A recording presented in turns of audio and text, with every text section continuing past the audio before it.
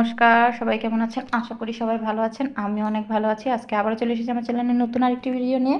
আজকে আমি তৈরি করব ঠাকুরের ভোগের খিচুড়ি। এজন্য এখানে আমি ডাল ভেজে নিচ্ছি। মুগ ডাল নিয়ে নিয়েছি 250 গ্রাম মতো। আর যারা আমার ভিডিওটা দেখছেন অবশ্যই ভিডিও শুরুতে একটা লাইক দিয়ে নেবেন। আর আশা করছি স্কিপ না করে পুরো ভিডিওটা দেখবেন। আর এদিকে আমি চাল নিয়ে নিয়েছি, আতপ চাল। ডালটা আমার ভাজা হয়ে গেছে। এখন আমি একটা কড়াই বা পাত্রে তেল দিয়ে দিলাম গরম হওয়ার জন্য। তেলটা গরম হয়ে গেলে এর মধ্যে দিয়ে দিব কিছু তেজপাতা, দিয়ে দিলাম কিছু তেজপাতা।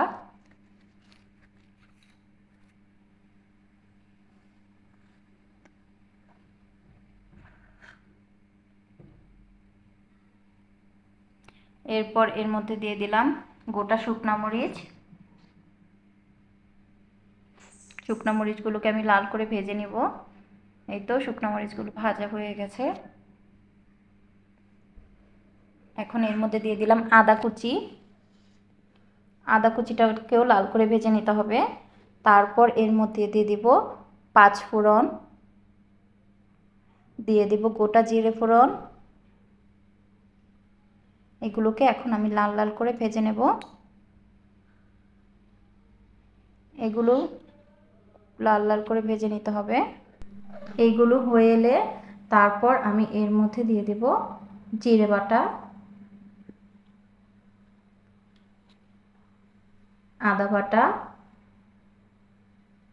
এখন এটাকে ভালোভাবে কষিয়ে নেব। ভালোভাবে কষানো হয়ে গেলে তারপর এর মধ্যে ভেজে রাখা মুগ ডালগুলো দিয়ে দিচ্ছি। মুগ ডালগুলো কিন্তু আমি ভাজার পর ধুয়ে নিয়েছিলাম। এখন ডালটাও একটু ভেজে নেব।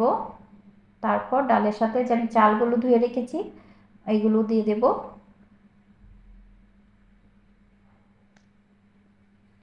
এখন চাল ডাল একসাথে মিক্সড করে ভেজে নেব।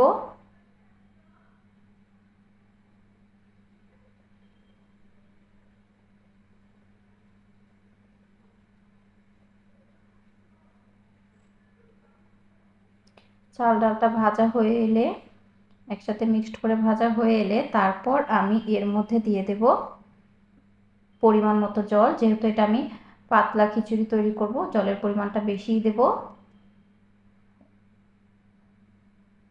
দিয়ে দিচ্ছি পরিমাণ মতো জল।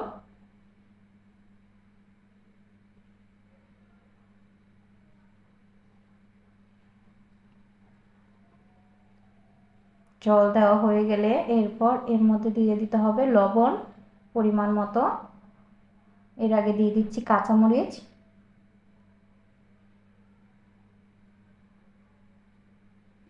এরপর দিয়ে দিচ্ছি লবণ।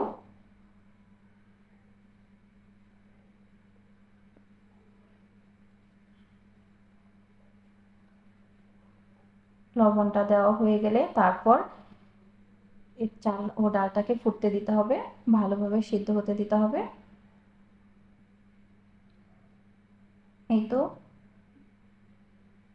চাল ডাল কিন্তু ফোটা শুরু হয়ে গেছে। এখন এর মধ্যে দিয়ে দিচ্ছি হলুদ পরিমাণ মতো।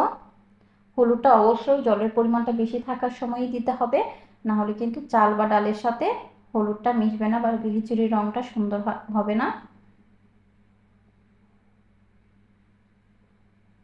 এখন গ্যাসটাকে মিডিয়ামে রেখে এটাকে হতে দিতে হবে আর একটু কিছুক্ষণ পরপর নাড়িয়ে দিতে হবে।